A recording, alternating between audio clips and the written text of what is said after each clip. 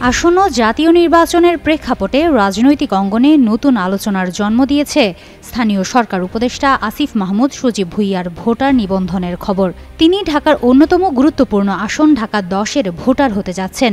রোববার বিকেল ৩টায় তিনি ধানমন্ডি থানার নির্বাচন অফিসে গিয়ে ভোটার হিসেবে নাম নিবন্ধনের জন্য আবেদন করবেন। স্থানীয় সরকার মন্ত্রণালয় সূত্রে এ তথ্য নিশ্চিত করা হয়েছে। কিছুদিন আগে একটি টক শোতে আসিফ মাহমুদ আগামী নির্বাচনে অংশ নেওয়ার ইচ্ছার কথা জানিয়েছেন। সেই সাক্ষাৎকারে তিনি ঢাকা থেকে ভোট দেওয়ার বিষয়েও উল্লেখ করেন।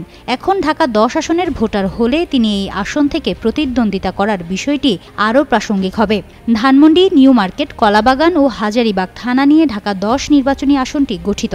জামায়াতে ইসলামী ইতিমধ্যে এই আসনের প্রার্থী ঘোষণা করেছে, তবে বিএনপি এখনও এখানে প্রার্থী চূড়ান্ত করেনি।